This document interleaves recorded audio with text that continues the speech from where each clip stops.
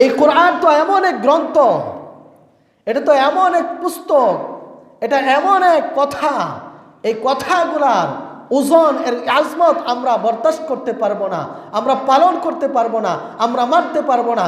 কারণ আপনার এক একটা কথার ওজন এত ভার, এত শক্তি, এটা আসমান আমের পক্ষে গ্রহণ করা সম্ভব না। দেখেন না, অনেক সময় এমন কিছু কথা সমাজের মধ্যে একে অপরকে বলে, সারা জীবনের সম্পর্ক বিচ্ছেদ ঘটে যায় না? কিংবা এমন এক কথা মা বাবা বলছে, রাগী ছেলে মেয়ে অভিমান করে বিষ খেয়ে ফেলে, আসে না? এরকম আছে না অনেক সমাজে? মানে কথার কত ওজন।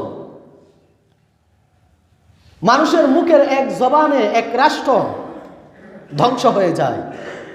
একটা মুখের এই কথার কারণে একজন মানুষের ফাঁসি হয়, একজন মানুষের ফাঁসি মকুফ হয়ে যায়। একজন মানুষকে সাদিকিন বলতে গেলে এই মুখের একটা কথাই যথেষ্ট। এই জান্নাতটা ক্রয় করার জন্য এই মুখ দিয়ে যদি কেউ একবার আল্লাহকে বিশ্বাস করে, আল্লাহর উপর ঈমান আনে, তাহলে এই কথাটার ওজন এত বেশি যে সর্বশেষে জান্নাত যাবে। এই দুনিয়ার মতো 10 দুনিয়ার মালিক আল্লাহ তাআলা তাকে বানিয়ে দিবে। তাহলে কথার কত পাওয়ার, কথা কত শক্তিশালী। আঘাত করলে সেই আঘাত এক সময় মিশে যায়, কিন্তু জবান দিয়ে যদি কাউকে আঘাত করা হয়, সেটা একটা মানুষের দিল ভেঙে চূর্ণ বিচূর্ণ হয়ে যায়, একটা সমাজ ভেঙে চূর্ণ বিচূর্ণ হয়ে যায়, একটা ভুল কথার কারণে একটা রাষ্ট্র নষ্ট হয়ে যায়। তাহলে আল্লাহ, এখানে তো আপনার কথা, কোরআন তো আপনি নিজে, আপনি এখানে আপনার কথাগুলা তুলে ধরেছেন, আপনি বান্দার সাথে কথা বলেছেন, এটা আমাদের পক্ষে সম্ভব নাই।